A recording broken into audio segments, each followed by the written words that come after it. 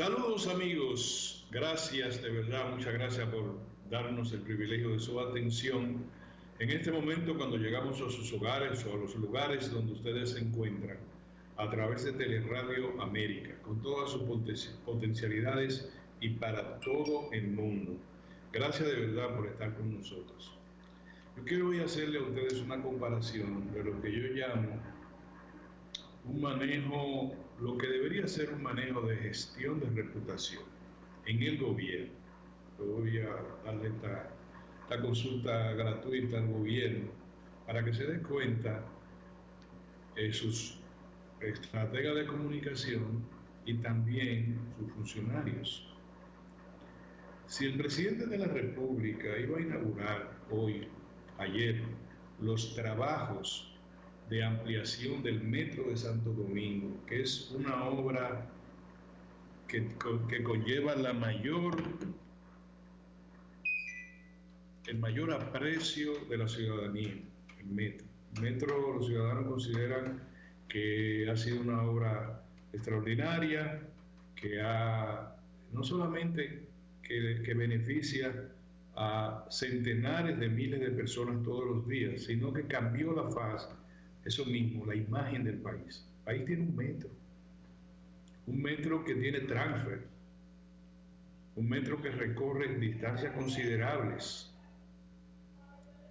Y el presidente tiene, en una gestión de reputación, se adhiere a esa apreciación ciudadana al ampliar la capacidad operativa del Metro de Santo Domingo nada menos que 7 kilómetros.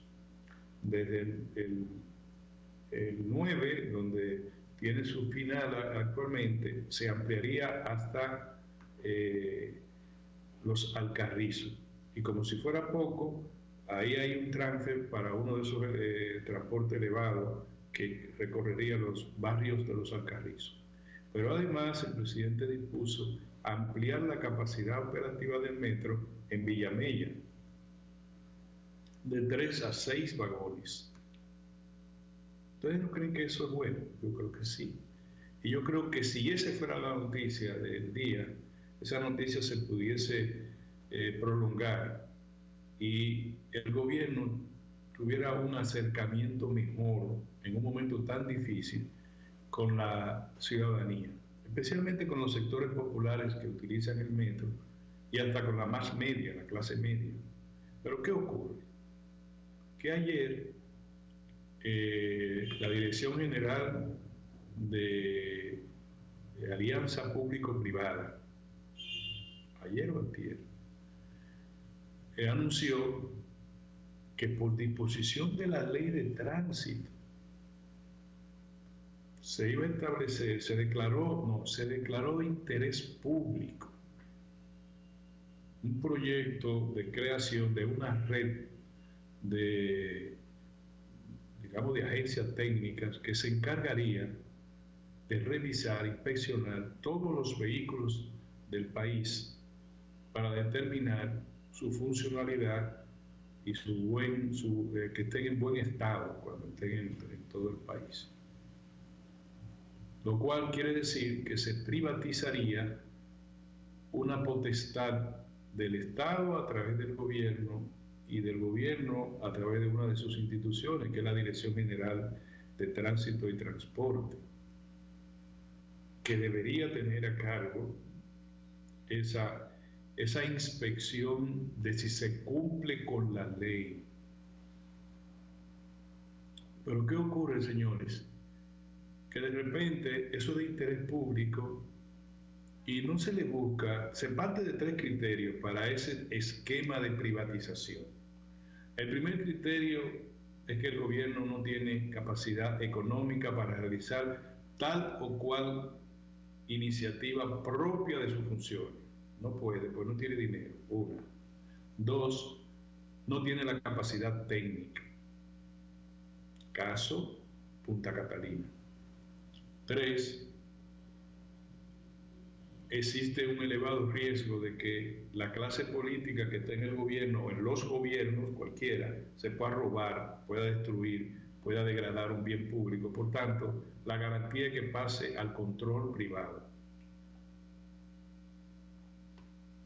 Se parte de esos tres criterios. No ha sido señalado en ningún catálogo, por solo tres criterios que se usan: capacidad técnica, posibilidad de que haya aporte del sector privado económico y disminuir el riesgo de corrupción. Eso es lo que se dice. Pero nadie se le ocurre decir, venga acá, nosotros tenemos una institución del Estado altísimamente eficiente que se llama el Instituto de Formación Técnico Profesional. Es quizás el más relevante acuerdo, que ahora le llaman alianza público-privada, de alianza público-privada que se dio, y en este caso tripartito, porque también participan los trabajadores, que es la capacitación laboral. El Infotet está relacionado con el éxito. Su director general lo ha vinculado tanto al éxito que Infotet hoy aparece en los anales de la tecnología, de la diversidad de funciones importantes, y es una institución que prestigia al Estado, ¿verdad? Ok. ¿Qué resulta? Infotet tiene una escuela de automotriz, una escuela nacional. Infotet, su función es capacitar a los trabajadores para tener mayor productividad en su relación con las empresas. Las empresas aportan, el trabajador aporta y el Estado aporta. Ahí está el concepto tripartita de ese emprendimiento que ha sido exitoso a lo largo de los años. Bien.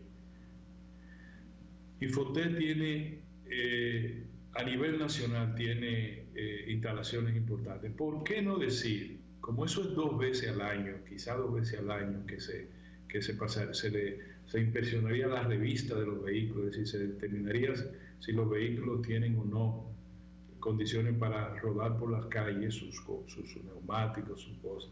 Infotet tiene la calificación para participar de ese esquema del gobierno.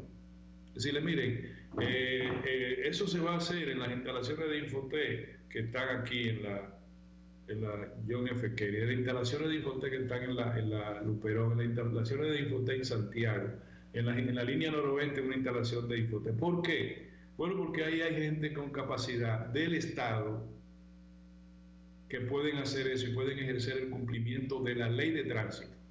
Ah, no, pero eso no se puede.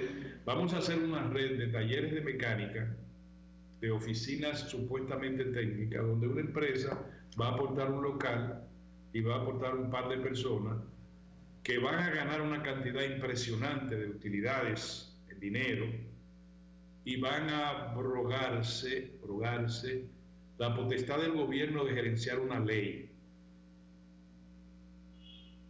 ¿Por qué? Ah, porque el gobierno no tiene capacidad económica. Ah, porque el gobierno no tiene capacidad técnica. Ah, porque hay un alto riesgo de que la corrupción se lleve eso. Se parte del criterio cierto de que el gobierno no ha cumplido con ese, nunca lo ha cumplido, no este gobierno nunca, con el cumplimiento de la fiscalización de la ley respecto a lo que debe llevar cada vehículo mínimo de garantía para que no produzca accidentes en las carreteras, en las calles y en las avenidas. Es verdad, pero la solución que le buscan es la misma, el paquetico que se tiene. Vamos con el sector privado, gánese unos cuartos aquí, el gobierno. Se va a empequeñecer el gobierno, se va a empequeñecer la figura jurídica del Estado por ese camino. Entonces, fíjense cómo el Metro de Santo Domingo, que opera bien, que no ha pasado nada malo, lo opera el Estado Dominicano. Un bien público con un servicio de naturaleza constitucional. Es decir, el servicio del transporte es un derecho constitucional de los ciudadanos que debe garantizar el Estado Dominicano. Fíjense 2 cosas. El presidente anuncia, para regocijo de todos nosotros, una inversión millonaria.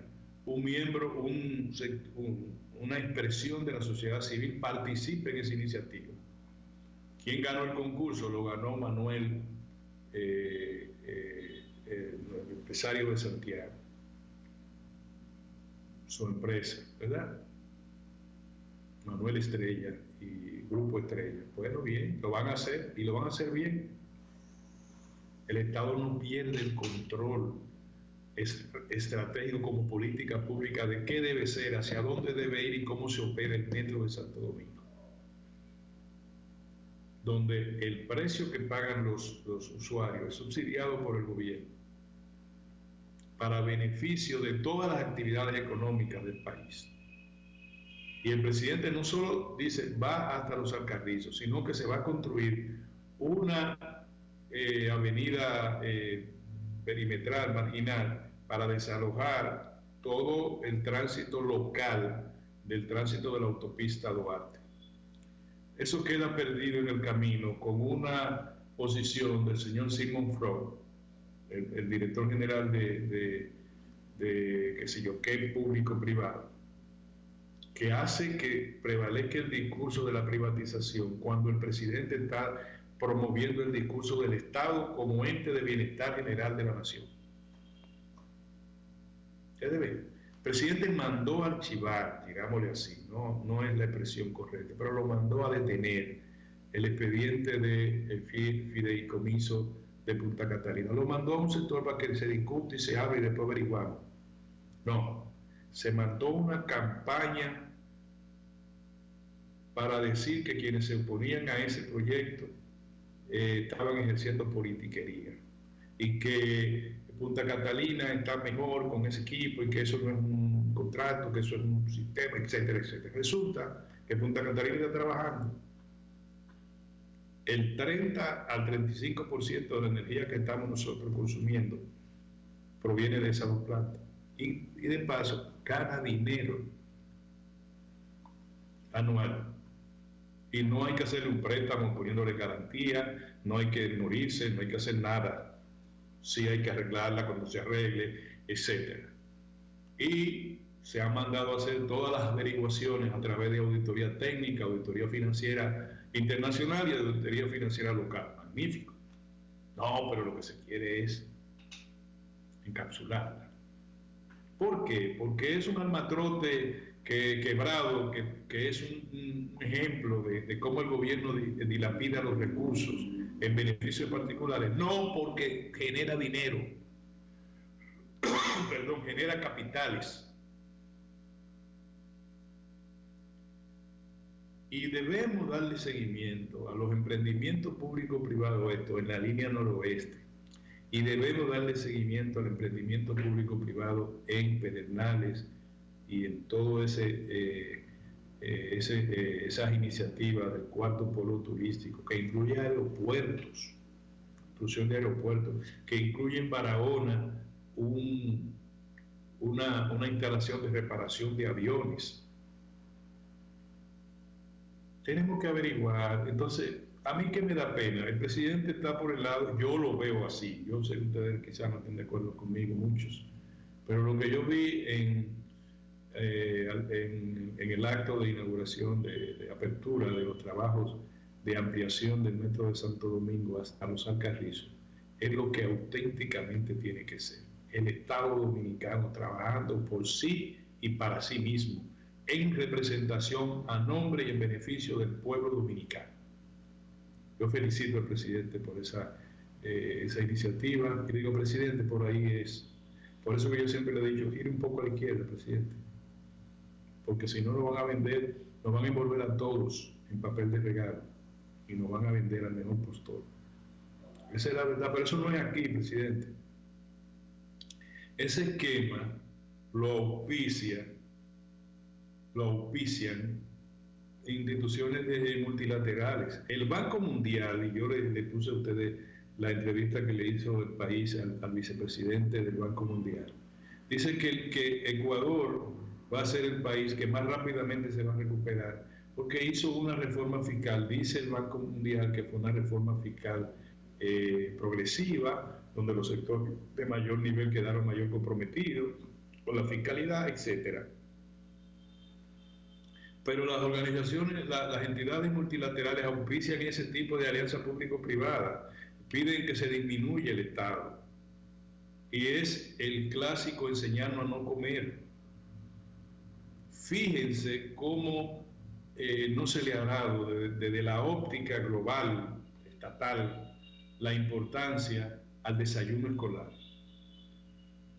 que es derivado del 4% del Producto Interno Bruto que le damos al sector educativo, de la costilla de todos nosotros, para que ese sector avance. En la escuela pública ahí hay un pleito, porque lo que están es por el lado del dinero. Nadie se le ocurre decir, caramba, nosotros no podemos permitir que un niño de la escuela pública se quede un día sin el desayuno escolar, se quede un día sin la merienda y sin el almuerzo escolar, porque por el cerebro no le va a entrar nada, porque tiene el estómago vacío. Entonces, la eficiencia del Estado es eso, es que acuda a los elementos fundamentales que son de orden público, no como dijo el señor Freud, de interés público. Se va a declarar de interés público, no, de orden público en todo lo relacionado con salud, transporte, alimentación. Ahorita privatizamos los hospitales, o lo ponemos como ha sido siempre el deseo de las élites internacionales, en patronatos. El Home de Santiago va a trabajar, va a ampliar sus instalaciones con fondos públicos no, con fondos de instituciones públicas, de instituciones financieras del sector público. ¡Qué bien! Esa participación va a tener que pagar su capital y sus intereses, y magnífico y extraordinario. Pero así debe ser, no que se queden con... Cuando el Home de Santiago, el Hospital Home, estaba en situación de quiebra, el presidente Leonel Fernández aprobó no una donación, sino un aporte para que se reflejara en propiedad, en acciones, que serían redimidas con el compromiso de ese hospital de atender a personas en alta tecnología médica y quirúrgica, a personas de bajos ingresos. Cuando se recuperaron, lo primero que dijeron es: nosotros queremos devolverle los 25 millones de dólares al gobierno, porque la idea de participar de los sectores de menor ingreso en ese hospital como que no era mercadológicamente adecuada. Y el gobierno tuvo que soportar críticas muy fuertes de todo el mundo. Mire cómo le están dando los cuartos a los ricos. Mire, y lo que dijo el presidente Fernández en esa oportunidad fue: señores, a la entrada de Santiago no podemos tener un hospital quebrado, una expresión de quiebra. Y miren lo que es hoy el Hospital Home. O sea, hay muchas formas que el poder, que el Estado puede participar en las iniciativas privadas, pero no así. No es que usted declare de interés público algo que pueda hacer el Infotet. Que usted declare el interés público, que diga que está en la ley de tránsito. No, lo que está en la ley de tránsito es que hay la obligación de fiscalizar a todos los vehículos para que marchen de manera adecuada por las vías públicas. Eso sí, pero no le dice la ley que hay que hacer negociaciones con el sector privado para que monte y sea el sector privado el que inspeccione los vehículos. No dice eso. Y no es verdad que el Estado no tiene capacidad financiera, capacidad técnica y capacidad ética y moral como para gerenciar la aplicación de la ley de tránsito. No es verdad. Y yo les tengo una cosa, miren, mientras el presidente estaba inaugurando con recursos del Estado Dominicano la apertura, estaba en la apertura de esos trabajos, aplaudido por toda la sociedad dominicana, se le entregó en alianza público-privada, esa cosa, el corredor de aquí de la avenida Núñez de Cáceres. Un senador de la República declaró que ese corredor estaba paralizado por falta de combustible. ¿Ustedes creen que la ONSA se va a paralizar por falta de combustible? Sí, Qué bueno que tengan, que en eso participen. ¿Qué ustedes ponen? Los autobuses, magnífico. ¿Qué nosotros ponemos? Nosotros somos dueños de la ruta. Nosotros le damos la ruta a ustedes, está bien. Pero no es para que ustedes hagan lo que les dé la gana. Tan pronto le pusieron, eran 15 pesos que cobraba la onza. Le dijeron, no, la onza se retira de ahí, eso es de nosotros. ¿Está bien? Alianza público-privada, está bien, no hay problema. Eran 15 pesos que pagaban los pasajeros, 15 pesos. Nos van a pagar 35, es decir, a más del doble. Magnífico y extraordinario, ¿verdad? Bueno, pues el señor, el dueño de todo eso, un dueño del sector privado que tiene asociaciones que hace aparentar que son públicas y no son más que presas de su propiedad, dice, no, eso se va a paralizar a menos que el gobierno no nos otorgue un subsidio. Anda, diablo, ¿y para qué usted cogió eso? Ustedes ven, por eso que yo digo, no, la línea es el metro. Muy bien por el presidente. El presidente dijo, vamos a ampliar el metro de la estación Mamatingó, ampliándole los andenes para que tengan en vez de 3, 6 vagones. Vamos a llevarlo y ahí se hizo y se están ampliando los carriles, eso. Ok. Y vamos a ampliarlo hasta los Alcarrizos. Y para dentro de los Alcarrizos la gente se va a montar en otra cosa de esto que sube arriba. Ah, pero no le gusta. Ahora cuando se va a privatizar el transporte público, qué bien, sacar toda la chatarra y decirle a los choferes, no, ustedes no pueden estar en esa chatarra, ustedes van a ser entrenados para ser choferes de autobuses y le pagaremos el costo de inhabilitarlo totalmente esos vehículos para que nos salgan por otro lado. Muy bien. Pero ¿qué resulta? Van en manos de dueños del país. Dueños que mañana dicen, no, eso no es así. Nosotros acordamos con el gobierno tal cosa, pero no es de esa manera. Nosotros somos los dueños de las guaguas. Esas guaguas son mías, esas guaguas y todos esos autobuses. Y vamos a hacer lo que nos dé la gana. Así no. Así no. Por tanto, los peros que yo le pongo al sistema de la Dirección General de Alianza Público-Privada es que el señor ha creído que le pusieron el país para que lo vendiera y no es así. No es así. Eso es todo. Y en este caso yo le digo a los que manejan la comunicación del gobierno que apena mucho que un ruido dañe una de las iniciativas de mayor simpatía que ha aplicado el gobierno del presidente Luis Abinader, de mayor simpatía, sin duda alguna, que fue la ampliación del metro de Santo Domingo, por dos razones. Primero, porque es continuidad del Estado. Segundo, porque no degrada, no dice que se van a robar el metro, no dice que el Estado dominicano no tiene capacidad para construir, para ampliar un metro y para gerenciar el metro. No lo dice, sino que el Estado dominicano prosiguió. Y el metro de Santo Domingo es un ejemplo de eficiencia, de certeza en la construcción, de eficiencia en la operación y de sentido correcto de oportunidad de su ampliación que ha dispuesto este gobierno. Entonces, eso a mí me parece importante. Felicito al presidente y me lamento que el ruido de pretender vender el traspasar pura y simplemente, no venderla, traspasar pura y simplemente la obligación del gobierno de hacer cumplir una ley para que la haga cumplir con fines de lucro un sector que se aprovecharía de eso. Me parece que no. Eso lo puede hacer el Estado dominicano perfectamente a través de una dirección general que debe estar de tránsito, que debe estar gerenciada de verdad por funcionarios que piensen en el Estado y en el pueblo y no en sus mandantes electorales. Eso es lo que debe ser. Por tanto, presidente, continúe por donde usted iba y póngale atención, mi querido presidente, a todas esas cosas que le dicen a usted, alianza público-privada, fideicomiso. No lo crea todo como lo están poniendo. De verdad lo digo, presidente. Pero muy bien, muy bien. Yo quería también recordar que hoy se cumple, señores, 56 años de la masacre estudiantil, un día como hoy, 9 de febrero de 19 1966.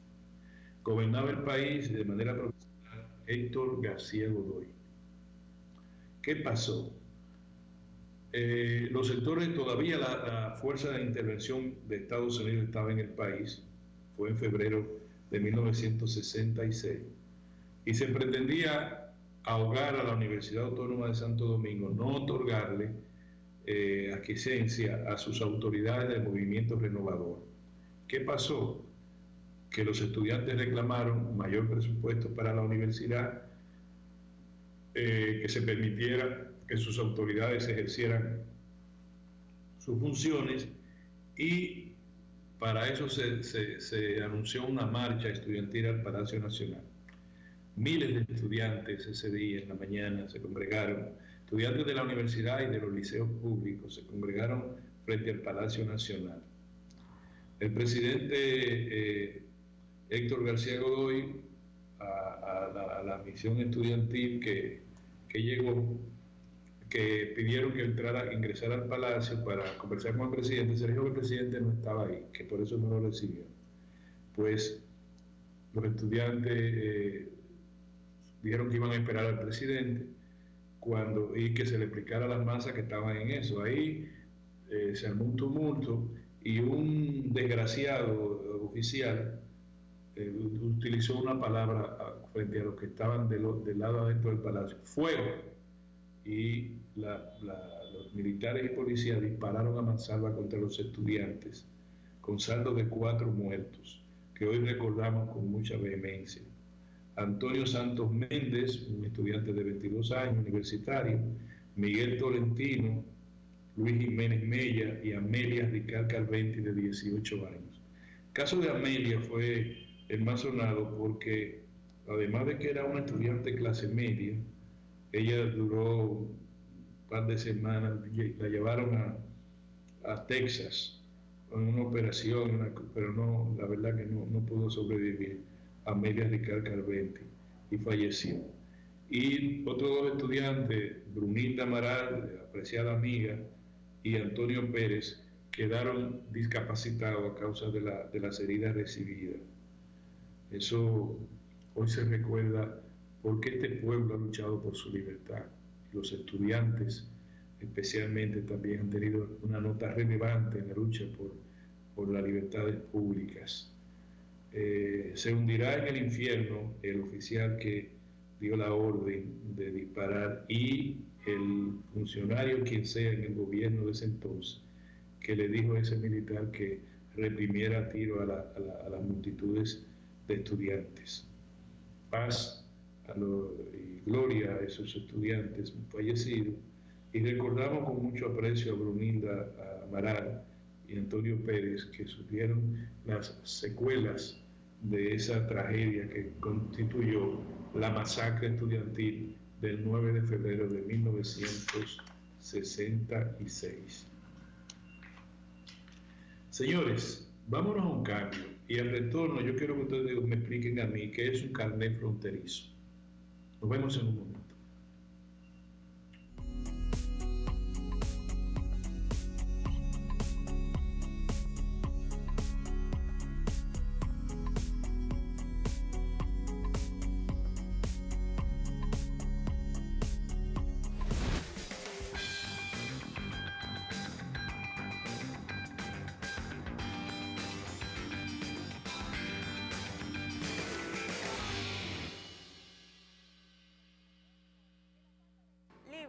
Para poder pagar la uni desde donde esté. Libre para checar que me pagaron sin gastar mi internet. Y para hacer mis transferencias sin tener que estar buscando Wi-Fi. Para poder ver lo que tengo en mi cuenta sin que se me acabe la recarga. Ay, sí, lo fácil que es de usar. Sí, hemos liberado nuestra app Banreservas del consumo de datos para que aproveches todos sus beneficios, tengas o no tengas internet, haya o no Wi-Fi, y sin consumir tu recarga. Bájala, úsala y resuelve. App Banreservas, tu banco fuera del banco. Banreservas, el banco de todos los dominicanos.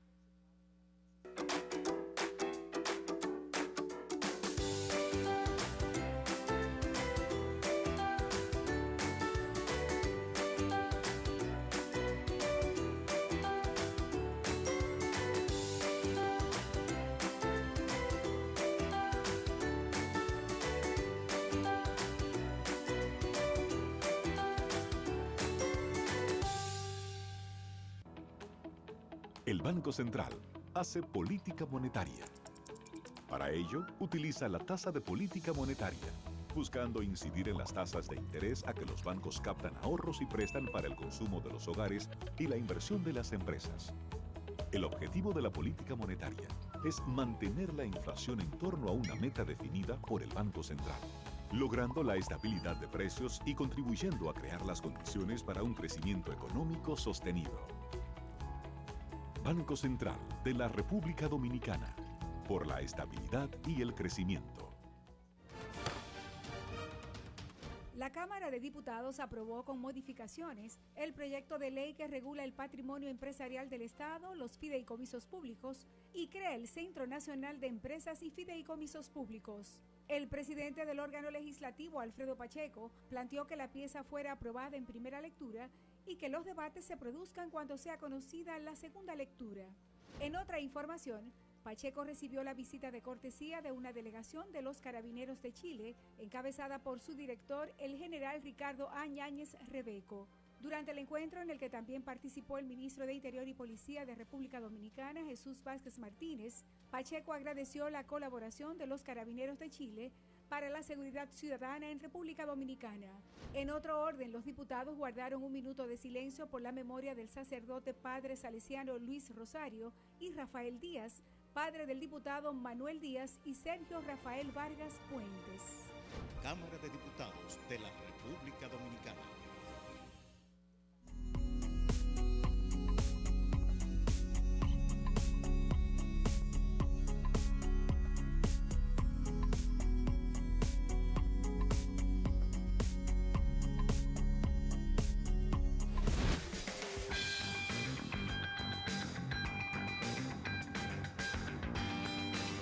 Amigos, muchas gracias de verdad por estar con nosotros. Fíjense que yo no uso mucho el lenguaje sexista, yo le digo mis amigos y mis amigas, porque lo considero que en el caso que lo pronuncio genérico, pero si hay que hacerlo, lo hago, no hay problema.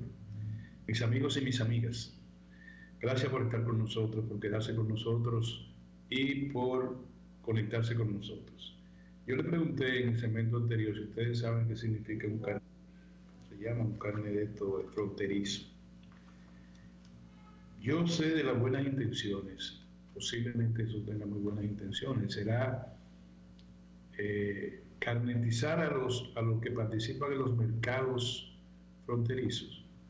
Hay un problema, que la población haitiana realmente no tiene nombre definido ni apellido definido, se llama fulano y fulano, pero cuando usted le pide una identidad no la tiene porque no es un estado propiamente, es un conglomerado que la comunidad internacional intenta reconocerlo como un Estado, pero no lo es, no está organizado como tal. Por tanto, no sería válido decir, mire, le estamos haciendo un carné a todos, posiblemente con su foto, no sé cómo será, que es un carné para que permanezcan 24 horas en la frontera. Cada día debe ser recurrente, ¿verdad? Usted está aquí, tiene que volverse ahí. Usted está aquí, bueno. Yo le digo, primero que no sé si eso tendría algún efecto de control migratorio, sino de que pase más rápido por los puntos fronterizos a los mercados. Bien, por eso lo hacen ahora y lo han hecho toda la vida desde antes de que Haití invadiera la República Dominicana. Van a ser 200 años. Ahora, en este año, se cumplen 200 años. Desde ese tiempo, los haitianos entran y compran y no pasa nada. Pero yo no sé cuál es la función que tiene eso. Porque, ¿dónde es que viene el flujo migratorio? Bueno, un país respecto a otro se vira así. Este país es más avanzado, este país es menos avanzado, este es más avanzado. El brote migratorio va hacia el que es más avanzado. Aunque lo ponga abajo, la impresión que le hago, este es más avanzado, todo el brote migratorio va hacia acá. Si fuera al revés, todo el brote migratorio fuera hacia acá. El brote migratorio no tiene que ver en un carnet de 24 horas. Si los haitianos sienten la necesidad de migrar hacia la República Dominicana, lo harán con o sin ese carnet. ese carnet no le otorga nada. Ese carnet lo que le dice, usted es un mercader, usted va y compra y vende al puesto que le corresponde, fronterizo, al mercado que le corresponde, y tiene que volver Pero eso lo hace todos los días. El que no está aquí, el que no lo han agarrado y lo han devuelto para allá, es que se queda ahí y se va para su casa en Haití. Vendrán gente de muy lejos de Haití a optar por ese carnet, supongo yo no sé. La verdad que yo no lo entiendo. Si alguien me explicara mejor, lo entenderíamos. Pero que un haitiano tenga, ciudadano, que tenga un carnet que dice, este carnet me permite estar en la República Dominicana por 24 horas. Yo creo que es una gran idea que debería tomarlo el Estado español en su frontera con Marruecos, o los italianos, los franceses en su frontera con países que tienen problemas de migración, o en Centroamérica lo deberían hacer los ticos costarricenses frente a los nicaragüenses. Pero eso no se entiende, la verdad. O los Estados Unidos frente a la migración múltiple que se da por la frontera con México.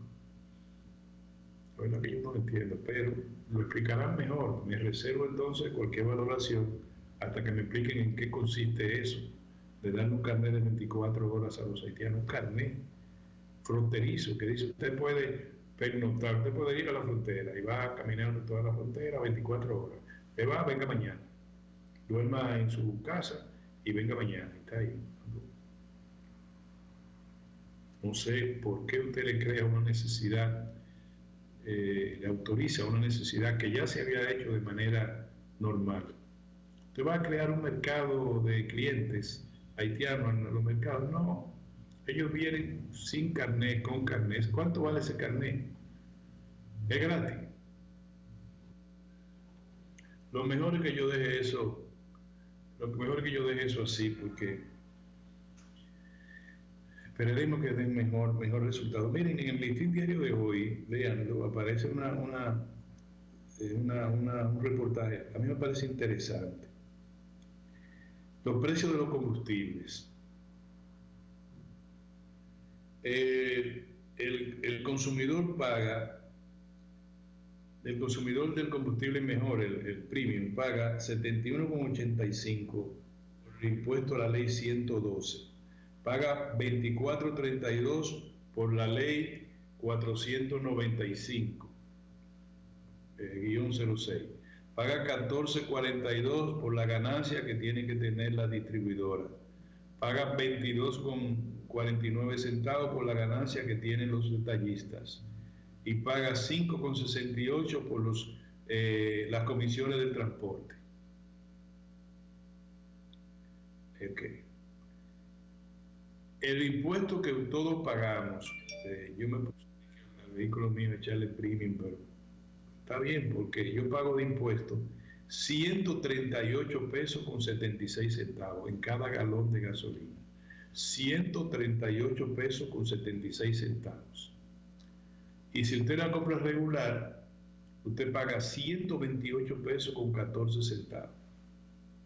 Por el gas licuado de petróleo, usted paga de impuesto 44 pesos con 41 centavos. Yo quisiera que mi querido amigo Ito Bisonó, preciado amigo, son buenos amigos, ministro de Industria y Comercio, me diga cuál es la fórmula para bajar esto. Pero ya yo le adelanto que el presidente Luis Abinader señaló que el 27 de febrero él va a enviar al Congreso Nacional una ley que va a modificar la comercialización interna de los combustibles, porque yo espero que esa ley sea para pagar menos de los 138 pesos con 76 centavos que yo pago de impuesto por cada galón de gasolina, o los 44 pesos con 41 centavos que las amas de casa pagan por el gas licuado de petróleo, o los 128 pesos con 14 centavos que pagan los que usan el combustible regular. Ya yo entiendo a los choferes, no digan que no, que es mucho. Ahora, siempre hubo una fórmula que se dijo en la campaña electoral. Bueno, si la pusieran ahora fuera magnífico y extraordinario. ¿Cómo es que se puede bajar esa fórmula? Parece que ya el presidente la encontró por otro lado y la va a expresar en un proyecto de ley que va al Congreso. Ojalá que el Congreso le dé tan rápido como produjo el fideicomiso de Punta Catalina, que lo haga rápido para que nosotros nos quiten eso de ahí. Pero yo sí les quiero señalar lo siguiente. Es muy difícil que eso se pueda hacer sin causarle un daño a las finanzas públicas, porque ese dinero es fiscalidad. También hay que hablar de las cosas como son.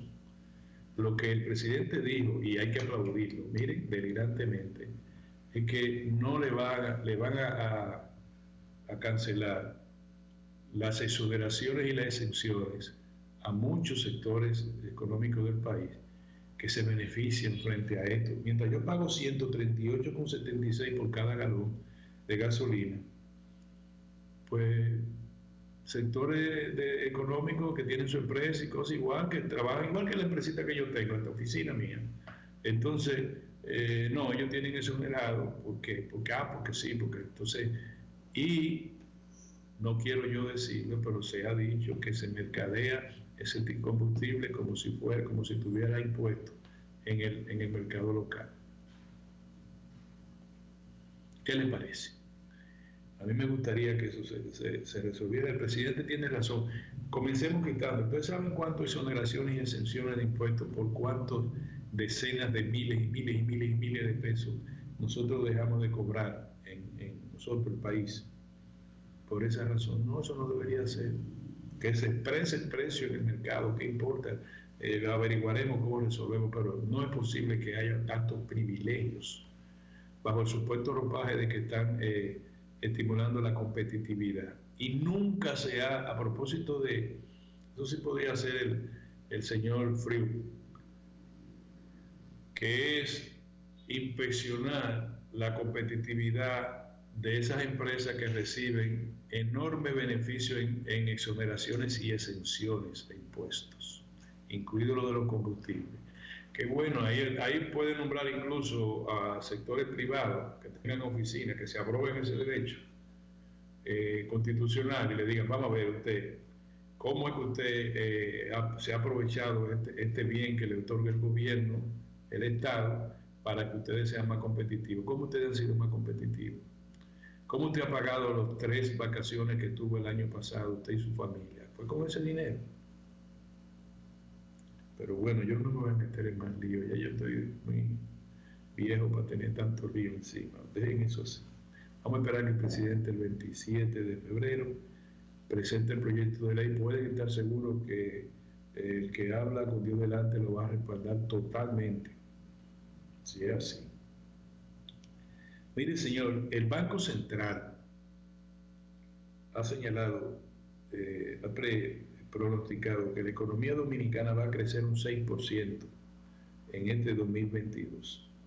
El Banco Central dijo que, entre otros sectores que van a impulsar a la economía, está el turismo, obviamente, y le agrega el sector agropecuario. Ojalá que el gobierno siga o preste mayor atención al sector agropecuario para que se cumpla con este pronóstico del Banco Central, que sigue aplicando adecuadamente todas las políticas previsoras en el orden monetario.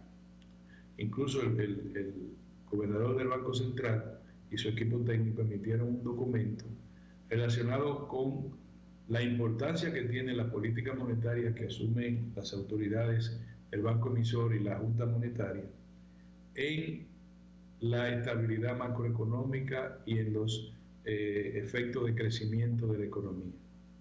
Eso es importante. Así que anótenlo.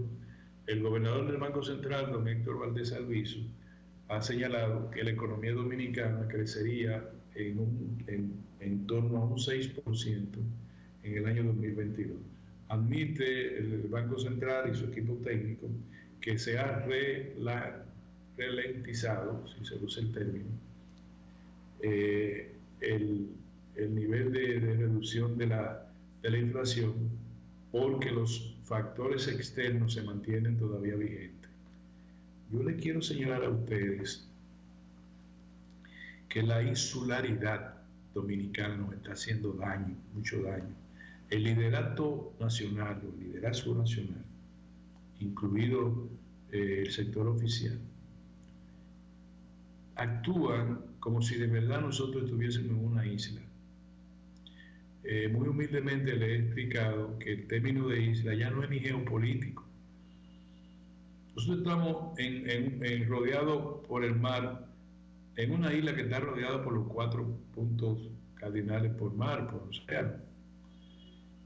Uno de ellos, nosotros tenemos una frontera con Haití, y Haití a su vez también toca el mar. Bien.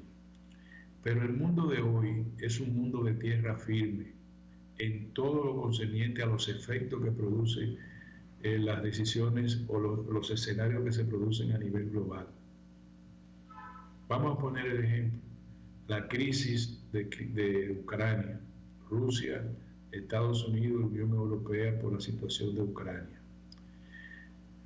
Si ustedes leyeron los últimos las noticias referidas a eso, se dan cuenta que se ha dicho que la visita del presidente Macron de Francia a Moscú y su entrevista de más de 5 horas con el presidente Vladimir Putin fue un fiasco. Así lo dicen la prensa internacional.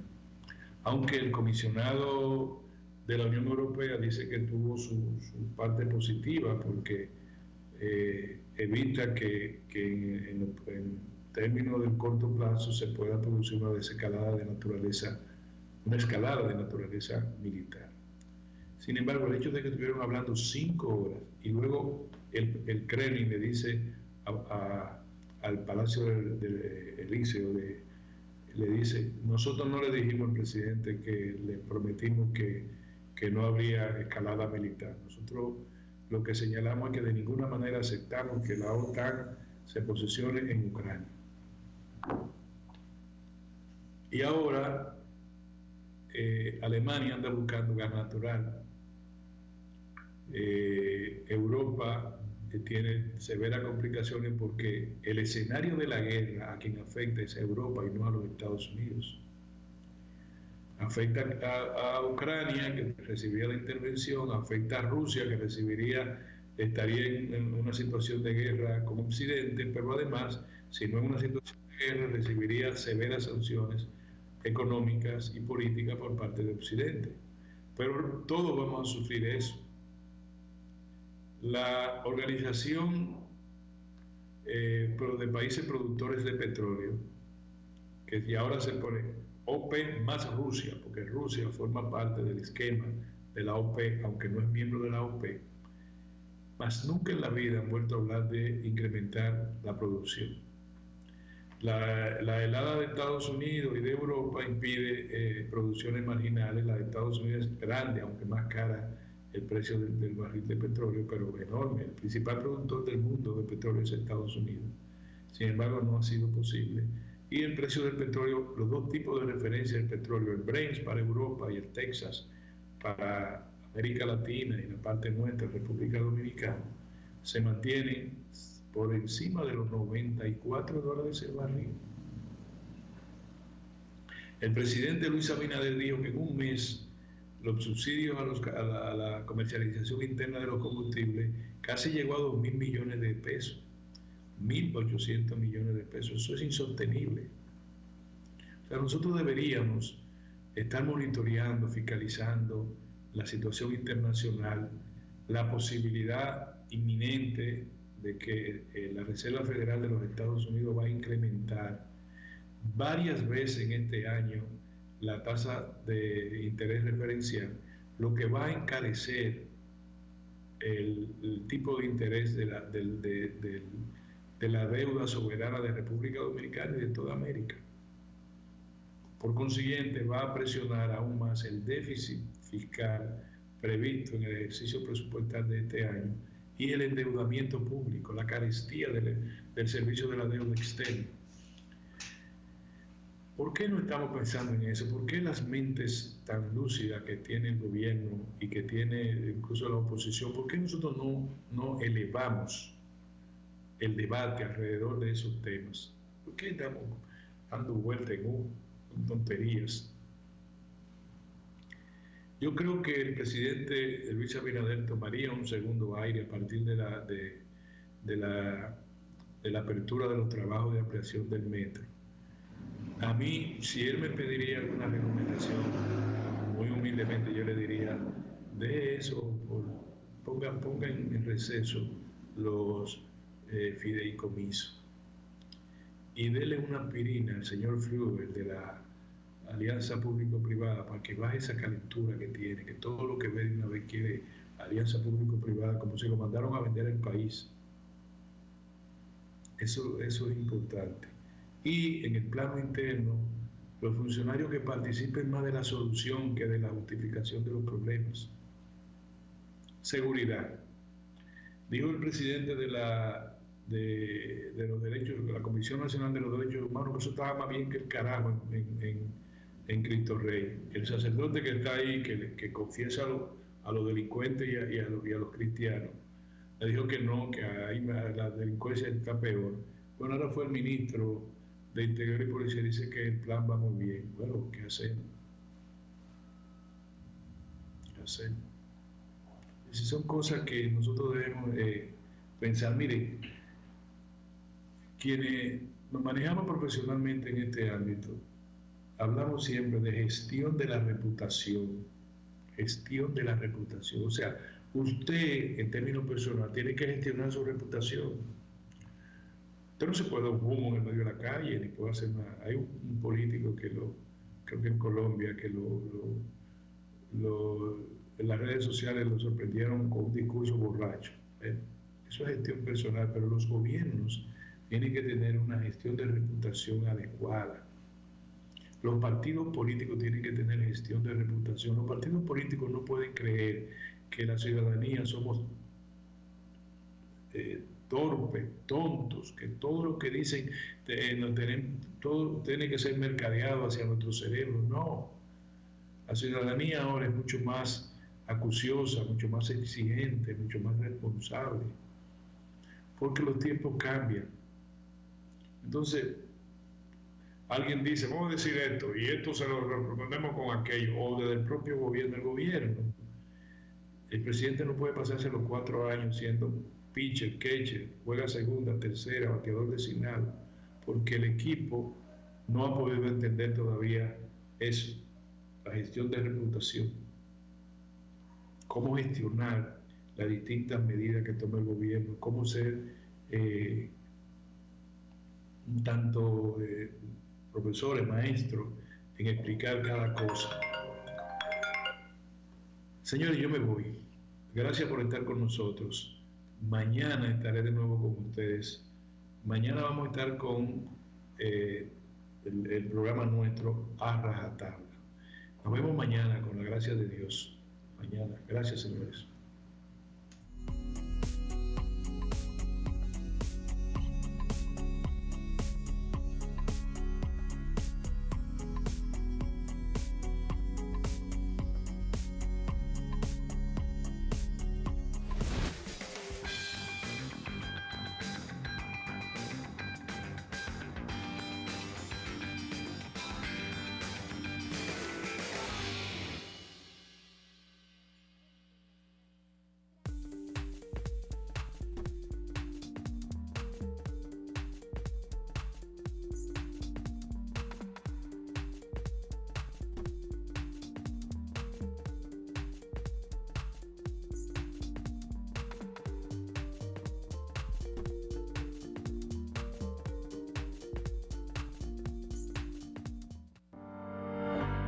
Próximo, la hora de consuelo. Después, Soberanía Popular Televisión.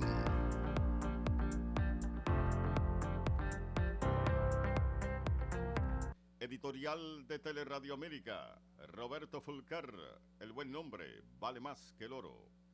El buen nombre es un derecho que tiene todo ser humano y significa buena reputación, credibilidad y honestidad. La aceptación social juega un papel fundamental en la construcción del buen nombre, que pasa por el rasero de la ética y la moral.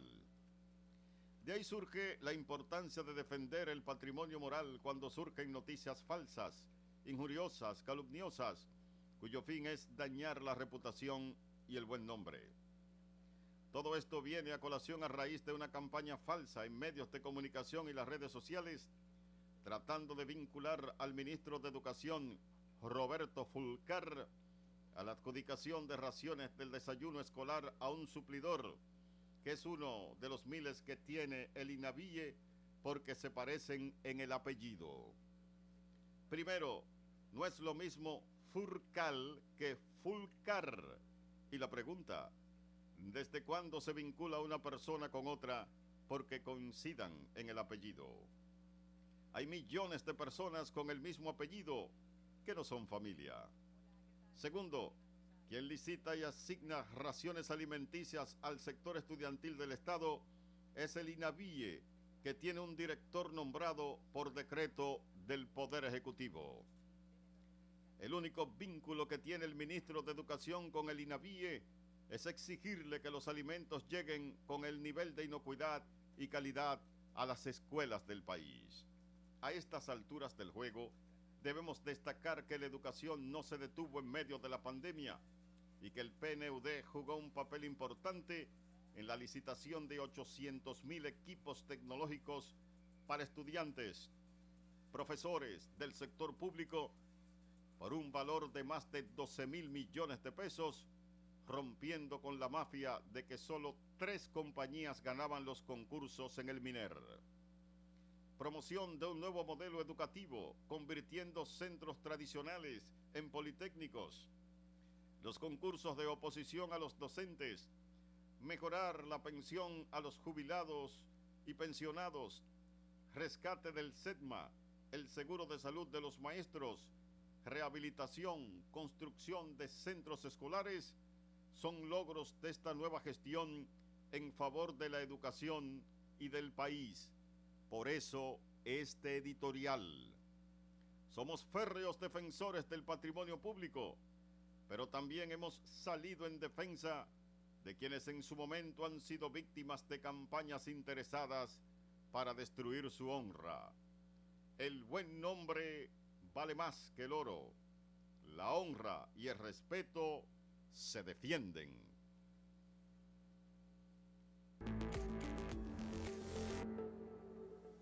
Mis amigos televidentes, su programa Baluarte de la Verdad, por Teleradio América, canales 12 y 45. Mi amigo Miguel Solano y Abraham Fortuna, estaremos siempre aquí con ustedes. Díganle a sus amigos que nos vean cada domingo a las 5 de la tarde, Baluarte de la Verdad. No se lo pierda. Esto es una universidad del saber. Nos vemos en la próxima. El presidente Luis Abinader y el ministro de Obras Públicas del ICNE Ascensión dejaron reiniciados los trabajos de reconstrucción de la carretera Barahona-Enriquillo con una inversión inicial que supera los 1.500 millones de pesos. El ministro Ascensión resaltó la importancia de esta carretera en la activación de la economía interprovincial de Barahona, Bauruco y Pedernales. El presidente además inauguró la escuela Domingo Sabio en Palmarito, Barahona, a un costo superior a los 102 millones de pesos. Ministerio de Obras Públicas, cercano a la gente. República Dominicana protege a sus niños y niñas. Al completar su esquema básico de inmunización, le permitirás jugar y crecer con fuerza inmunitaria. Al nacer, debes colocarle sus primeras vacunas contra la tuberculosis y la hepatitis B. A los 2 meses, le pones la primera dosis contra el rotavirus, polio y el neumococo. La vacuna pentavalente le protegerá contra 5 enfermedades más. A los 4 meses, le colocas la segunda dosis de esas vacunas. A los 6, la vacuna contra el polio y la pentavalente. Ya al cumplir su primer añito, con las vacunas de sarampión, rubiola, paperas y neumococo, gracias a ti, ha cumplido su esquema del año. Recuerda que el esquema básico del niño o niña se extiende hasta los 4 años y que las niñas adolescentes deben recibir sus 2 dosis contra el papiloma humano. Las vacunas salvan vidas y son gratuitas, porque verlos felices y sanos es lo que nos mueve. Un mensaje del Ministerio de Salud Pública, más cercano a su gente. Acompáñenos de 7 a 8 de la mañana, de lunes a viernes, por Teleradio América, canales 12 y 45, en una nueva mañana. Cultura financiera. Feliz estoy de estar aquí hoy, de contarles. Estar en sintonía con nosotros en una nueva mañana. Salud, bienestar. Aquí en República Dominicana, toda la gente se unió detrás de un solo propósito. El cine es importante, para mí lo ha sido desde hace mucho tiempo. Acompáñenos de 7 a 8 de la mañana, de lunes a viernes, una nueva mañana.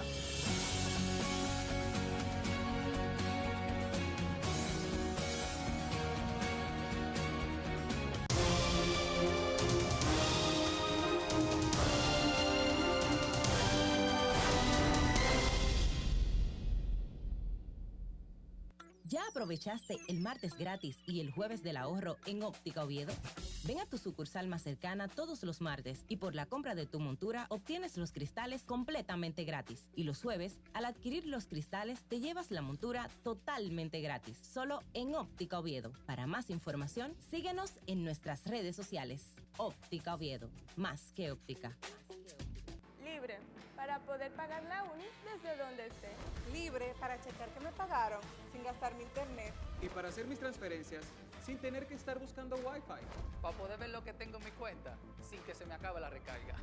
Ay, sí, lo fácil que es de usar. Sí, hemos liberado nuestra app Banreservas del consumo de datos para que aproveches todos sus beneficios, tengas o no tengas internet, haya o no Wi-Fi y sin consumir tu recarga. Bájala, úsala y resuelve. App Banreservas, tu banco fuera del banco. Banreservas, el banco de todos los dominicanos. Lo que quieras al mejor precio siempre. Televisor LED Samsung 32 pulgadas HD Smart, 1 año de garantía, 19,795. Estufa Whirlpool 24 pulgadas, 4 quemadores, 1 año de garantía, 16,995. Ofertas válidas hasta el 15 de febrero del 2022. Plaza Lama, la supertienda. La reactivación de la industria nacional ha sido uno de los ejes estratégicos del gobierno del presidente Luis Abinader este 2021. Y así lo confirma el crecimiento continuo de la industria, zonas francas y el comercio. En el Ministerio de Industria y Comercio y MIPYME nos fajamos para la reactivación económica, para que el país siga adelante y tú también. Ministerio de Industria, Comercio y MIPYMES. Estamos cambiando. 3 de las zonas cafetaleras más fértiles del país dan origen a 3 cosechas especiales que hoy brindamos con todos los dominicanos. Barahona, cuna de los mejores cafés dominicanos, nos trae el café Perla Roja, con un aroma a caramelo y notas de roja fruta tropical. Rancho Arriba es una gran cama entre montañas. Su clima Suardí es especial. En el café Suardí percibirás su aroma a chocolate, nueces, especias y tonos florales. Desde nuestra cordillera central, Café Gran Sierra, un café de altura caracterizado por su perfumado aroma y notas afrutadas. Con el nuevo Café Santo Domingo Gran Origen y sus variedades Perla Roja, Suardí y Gran Sierra, estamos orgullosos de continuar llevando a los hogares dominicanos lo mejor de lo nuestro. La Cámara de Diputados aprobó con modificaciones el proyecto de ley que regula el patrimonio empresarial del Estado, los fideicomisos públicos y crea el Centro Nacional de Empresas y Fideicomisos Públicos. El presidente del órgano legislativo, Alfredo Pacheco, planteó que la pieza fuera aprobada en primera lectura y que los debates se produzcan cuando sea conocida la segunda lectura. En otra información, Pacheco recibió la visita de cortesía de una delegación de los Carabineros de Chile, encabezada por su director, el general Ricardo A. Yáñez Rebeco. Durante el encuentro, en el que también participó el ministro de Interior y Policía de República Dominicana, Jesús Vázquez Martínez, Pacheco agradeció la colaboración de los Carabineros de Chile para la seguridad ciudadana en República Dominicana. En otro orden, los diputados guardaron un minuto de silencio por la memoria del sacerdote padre salesiano Luis Rosario y Rafael Díaz, padre del diputado Manuel Díaz y Sergio Rafael Vargas Puentes. Cámara de Diputados de la República Dominicana. ¿Eres experto haciendo que todo sea simple y funcional? Acortando las distancias. Llegando a donde te esperan. ganando tiempo. Y ahora serás un experto como usuario financiero. Llegó ProUsuario Digital, la solución que te permite acceder a tu consulta crediticia, realizar reclamaciones, presentar quejas y denuncias, consultar cuentas inactivas o abandonadas y mejorar tus conocimientos de finanzas personales. Accede a prousuario.gov.do o descárgala desde Google Play. Alcanza el nivel experto, el nivel ProUsuario. Superintendencia de Bancos de la República Dominicana.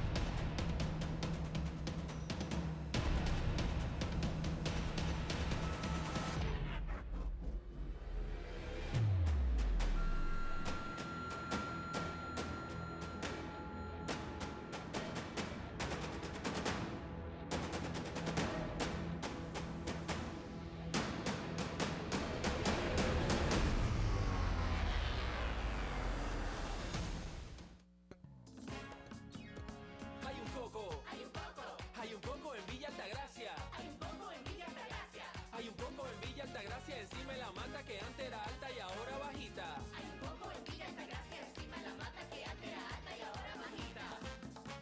Agua de coco. Sabe rica. Hay un coco en Villa Altagracia encima de la mata que antes era alta y ahora es bajita. Que da un agua rica que sabe bien buena, reanima, rehidrata, que da para el gimnasio, la casa, la escuela y dura mucho más. Hay un coco en Villa Altagracia encima de la mata que antes era alta y ahora bajita. Que da un agua rica que sabe bien buena, reanima, rehidrata, que da para el gimnasio, la casa, la escuela y dura mucho más.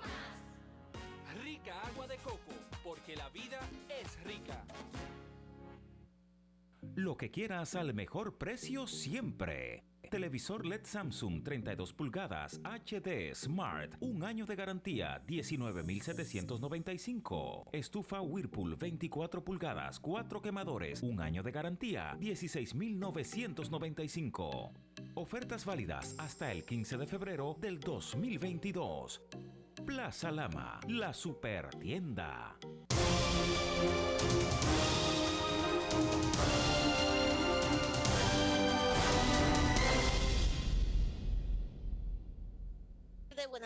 Buenas tardes. Ya aquí en pantalla está con nosotros el doctor Jotin Curi, hijo. Jotin, muchísimas gracias por estar aquí en la hora de consuelo. Tú comprenderás que tenemos temas como la cuestión del fideicomiso, que tenemos que agotarlo contigo. Pero antes permíteme darle un abrazo a Nuria por la muerte de su hermana Sonia. Eso nos ha consternado a todos. Un abrazo bien grande, Nuria. Sabemos, no tuvimos esa amistad con ustedes, no la hemos tenido, pero sabemos de esa relación tan íntima, como bien tú dices en tu Twitter, de hermana, de madre, de padre, de hija, lo que significaba tu hermana Sonia para ti. Así que, y en la familia, pero para ti. A Nuria Piera, un abrazo bien grande. Bien, Chote, óigame esto. Yo lo vi a usted participando, lo oí y lo vi en el programa del ingeniero Ramón Alburquerque, en la Z, a donde usted explica algo que yo me quedé. Ahora es que yo no entiendo, se lo voy a decir de verdad, yo no entiendo nada, porque usted dice, lo fundamental de su planteamiento es el siguiente, de acuerdo a lo que yo entendí, que el fideicomiso, esa figura, no existe en la legislación dominicana. El fideicomiso siempre es privado y que no existe en la legislación dominicana. ¿He entendido bien? Buenas tardes, doctor. Buenas tardes, doña Consuelo. Muchas gracias por invitarme nuevamente al programa. Sí, sí, ciertamente abordamos ese punto. No es que no exista, doña Consuelo, existe en virtud de la ley 189-11 del año 2011. Sí. Pero es el fideicomiso privado. privado, no, el público no. De eso no tenemos ningún marco legal. Solamente está definido el fideicomiso público en un artículo de un reglamento del año 2012. Es definido, punto, pero no hay un marco legal. Existe, pero es incompatible con nuestro sistema jurídico. Eso era lo que yo decía, tanto el privado como el público. Y decía que es incompatible porque el sistema nuestro, nosotros tenemos el derecho francés, o sea, el derecho romano germánico, no el derecho anglosajón, que es donde encaja el fideicomiso. En el derecho nuestro, que es codificado, contiene una serie de reglas y de normas que los fideicomisos se llevan de encuentro, sean privados o públicos. Por ejemplo, el principio de la unidad e indivisibilidad del patrimonio. Una persona, por muchos bienes que tenga, solamente tiene un patrimonio y no más de uno. No puede tener 2 ni 3. El fideicomiso permite crear varios patrimonios, que son patrimonios de afectación, que están expresamente prohibidos en el derecho nuestro, y lo dicen, no lo digo yo, lo dicen todos los autores como Planio, Ripper, Mazoyo, Serán. Yo tuve la oportunidad de estudiar esa figura jurídica con ocasión de mi tesis doctoral sobre el Fondo de Comercio, que es también un patrimonio, se consideraba un patrimonio de afectación en Francia, y por eso nunca se le dio al fondo personalidad jurídica, porque eso sería crear un patrimonio separado del patrimonio del comerciante que lo crea. Sí, sí. O sea, eso no se admite. Entonces se aplicó la jurisprudencia francesa la teoría de la universalidad de hecho.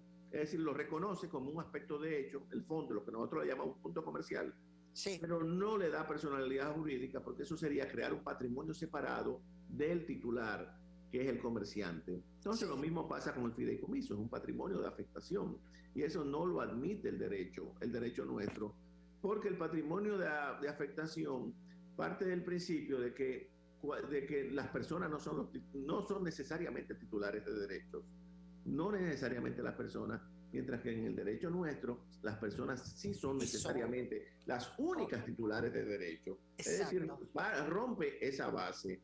Eso es una base ya conceptual que no ha sido abordada, porque aquí lo que se ha discutido y todos los abogados han abordado es el contrato. El contrato. Exacto. Mire, por ejemplo, si yo le debo, tengo muchos acreedores y no quiero pagarles, yo entonces ¿qué haría? Crearía fideicomiso y manejaría todo, y mis acreedores no tendrían la manera de cobrarme. Exacto. Usted sabe que en nuestro derecho el patrimonio del deudor es la prenda común de los acreedores. Ya eso dejaría de existir. Otro aspecto, yo creo un fideicomiso. Al momento de mi muerte, mi patrimonio no iría a los herederos, sino a las personas que yo le haya dado instrucción a la fiduciaria, que siempre es un banco, para que los reparta. Yo le quería decir que el fideicomiso aquí se utiliza desde hace muchos años. Las grandes familias dominicanas, las grandes fortunas están en paraísos fiscales, en Bahamas, Gran Caimán, en paraísos fiscales, en Delaware. Entonces, ¿qué hacen? Que colocan el dinero ahí, le dan instrucciones al banco, y cuando el titular fallece, se ejecuta un protocolo que muchas veces viola el derecho nuestro. Por ejemplo, yo soy un empresario, tengo un hijo o 2 hijos que no son aptos para seguir el negocio, yo creo un fideicomiso. Entonces, el fideicomiso, yo le doy instrucciones que al momento de mi muerte sea un sobrino o un tercero quien administre mis empresas. Eso lo puedo hacer intacto el patrimonio, y rompe con el principio de que el patrimonio debe ir a mis herederos. ¿Me está entendiendo? Sí, o sea que... Lo estoy tratando de explicar claro. Sí, en el anglosajón eso se puede hacer. Se puede hacer. En el derecho anglosajón. Claro, porque uno tiene una facultad discrecional ilimitada, pero en el derecho nuestro no. Exacto. Porque está codificado y está preestablecido con una serie de normas. De normas, por ejemplo, la herencia. Si muere, tiene que ser para los hijos, para la esposa, para... Correcto, eso está establecido. Y en proporciones iguales. Pero sí, en el derecho. Entonces, ¿y por qué eso no se ha discutido, esa parte? Porque ¿Usted entiende lo que yo... Claro. Primero, ¿por qué usted entiende que en lugar de discutir tanto lo del contrato y que si es el comité técnico que etcétera, etcétera, etcétera, lo que es la base de las discusiones, pero la esencia del asunto es lo que usted está planteando. Es la esencia de una figura jurídica que si no encaja en nuestro sistema, en nuestro ordenamiento legal, no encaja por la enorme discrecionalidad que posee la persona sobre el conjunto de su patrimonio, pero rompe entonces, con el esquema jurídico. Oigan eso, rompe con el esquema jurídico. Sí, totalmente. Pero entonces los otros fideicomisos que se han establecido, que el fideicomiso, que el de Pedernales, que el de la Vial, entonces, ¿por qué tenemos esos fideicomisos que entonces dicen que no es lo mismo, que sí es lo mismo, que es diferente a este? No, es justo un fideicomiso sobre una base muy precaria de una ley del año 2011, repito, que ahora es que se está aplicando 11 años después. La 189-11. Pero eso es un fideicomiso privado, pero aún ese privado, eso hay que discutirlo, eso no puede, no se ajusta, no se aviene con nuestro ordenamiento legal. Si nosotros aceptamos los fideicomisos, entonces tendríamos que abandonar el derecho que tenemos. Es decir, tendríamos que sustituir nuestra legislación prácticamente, porque yo tendría, o las personas tendrían sobre su patrimonio un poder ilimitado, que el código sería letra muerta. ¿Me entiendes? Las disposiciones del Código Civil no se aplicarían ni del Código de Comercio. Entonces, esta cuestión que dice... de evasión. Ay, Dios mío. Sí, el fideicomiso, doña Consuelo, siempre para mí ha sido una figura opaca, oscura, para esconder patrimonios, evadir impuestos y preservar intactas las grandes fortunas.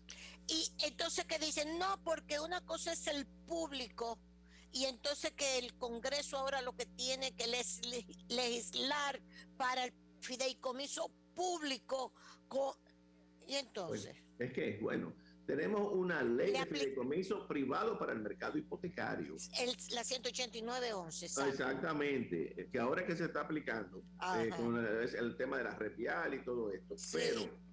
Pero eso, reitero, es discutible. Ahora, de fideicomiso público no tenemos nada, absolutamente nada. Entonces se ha querido decir que se puede hacer un fideicomiso público. Sí, pero ni siquiera tenemos una ley, por lo menos hay una ley, la 189-11, para el ámbito privado.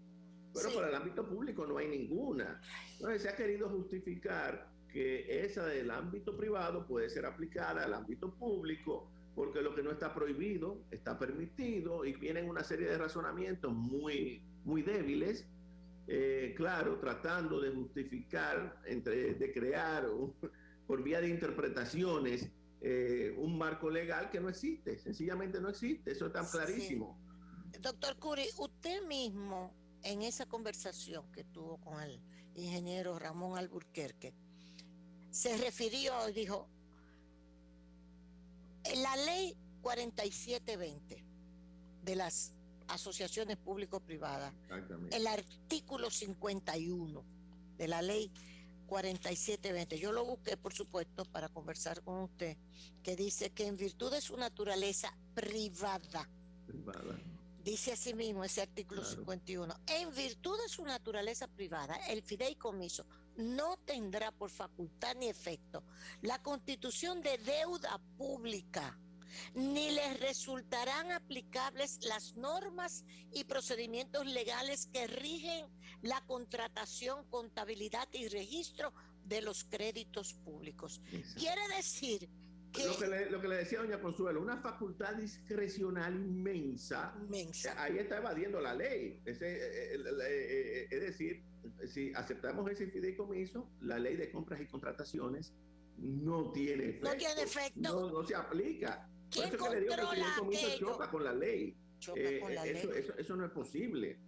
Eso no es posible, sencillamente. Y lo dice de manera clara en la ley. Fíjese usted, maestro, es inconstitucional. Exacto. Entonces sería entonces inconstitucional. Sí, pero habría que incoar un recurso al tribunal y llevar eso para que el tribunal decida. Pero definitivamente, al margen de que sea o no inconstitucional, es completamente incompatible con nuestro ordenamiento jurídico. Absolutamente. Entonces, en ese fideicomiso ya de Punta Catalina, al comité técnico se le dan unas facultades prácticamente ilimitadas. Y de 30 años, doctor, de 30 años. 30 años. y con la 30 años. 30 años para hacer y deshacer sin que se le aplique la ley, lo que ellos entiendan para poner en funcionamiento y administrar ese bien del Estado. Eso es sencillamente absurdo, eso es inadmisible. Y eso es lo que se ha querido justificar con una serie de argumentos muy flojos de bienes del dominio público del Estado, de bienes del dominio privado, y una serie y unos ejercicios que realmente es que no encajan, es tan simple como eso. No hay marco legal, no hay marco legal. Por eso que usted Pero eso como usted dice, doña Consuelo, no ha sido abordado. Lo que no ha sido abordado. El contrato. Exacto. Lo que se han visto dentro del contrato, no, porque entonces ese comité técnico que no tiene. No. Usted está viendo la esencia. Dentro de lo jurídico. Exacto. Por ahí no se puede agarrar ese no se puede. No inventen otro mecanismo. No encaja. En el anglosajón existe esa figura del fideicomiso, pero en el nuestro no. En el nuestro no. Entonces, déjeme preguntarle, a lo mejor no sé si usted pudiera hacer esa extrapolación. En México, hasta hay un libro sobre los fracasos de los fideicomisos. No sé si es que la legislación mexicana sí los aceptó, los públicos. Pero López Obrador, el presidente mexicano, acaba de un plumazo de eliminar, y en Google se puede encontrar esto que estoy diciendo, yo lo vi en Google, eliminar cientos y pico de fideicomisos públicos porque dicen, y se hizo una exposición frente al presidente López Obrador, que se puede ver en Google, la funcionaria explicando el trasvase de los beneficios del fideicomiso al sector privado. Claro, o sea, claro que sí. Y claro, por eso López Obrador dijo, privado. esto no puede seguir.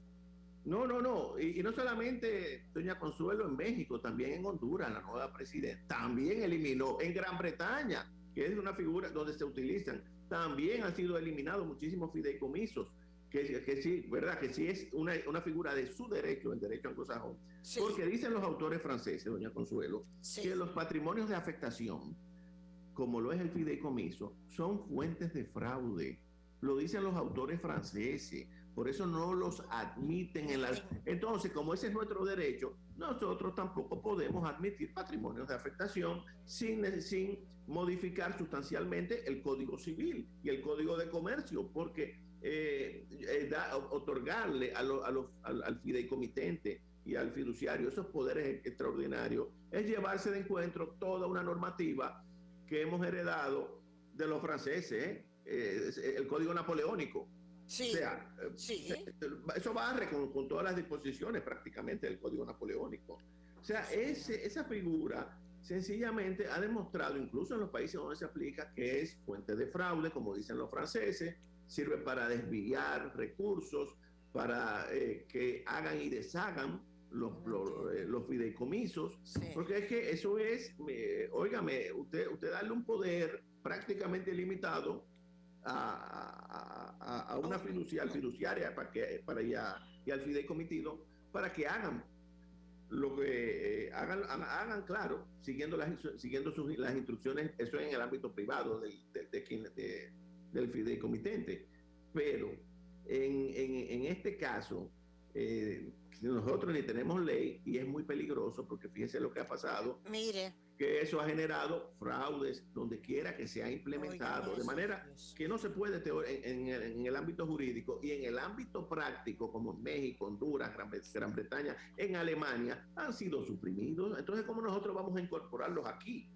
Y sobre todo con un bien de la envergadura de Punta Catalina. Sí. O sea, y uno, a pesar de que eso, yo entiendo, y por eso me llamó mucho la atención su participación en ese programa con el ingeniero Alburquerque, Ramón Alburquerque, sí. Pero lo que también sí me gustaría ver si es posible también. Hay momentos en que nosotros, por ejemplo, con Haití, yo misma he hablado de la necesidad de que las Naciones Unidas, yéndome a otro ámbito, haga un fideicomiso en Haití para ver si porque ahora mismo, incluso como está la situación, ahora mismo en Haití todo está muy mal. existe el fideicomiso. ¿Usted conoce la figura del fideicomiso político? Bueno, sí, hay países gobernados por fideicomisos, unos cuantos, doña Consuelo. Eso también se encuentra en internet. Países que son inviables, creo que Somalia, hay algunos países del África. Sí. Y Haití caería en ese ámbito. Entonces, son situaciones extremas de países que no pueden salir por sí mismos de sus propias precariedades, entonces se le aplica esa figura jurídica. Claro que en el caso de Haití se complica un poco más porque Haití forma parte de las Naciones Unidas, y las Naciones Unidas ahí dice que cuando los países son parte, el tema del fideicomiso, a menos que ellos lo soliciten, sean ellos mismos. Oiga eso. Ah, bueno. Exactamente, es un tema ya técnico, pero ciertamente ha funcionado y funciona. Hay varios países regidos por fideicomisos, pero son situaciones extremas.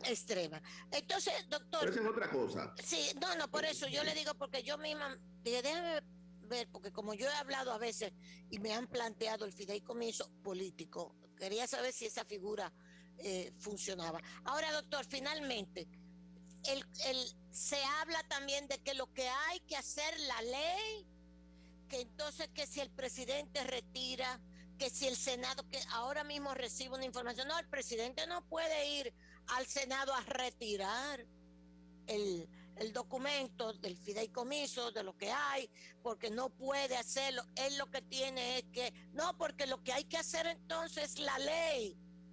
¿Qué es lo que hay que hacer? No, eso definitivamente hay que buscar otra modalidad. Ni la ley va a funcionar, porque es que vamos a caer siempre en la misma discusión. Sí. Ok, supongamos una ley de fideicomiso público.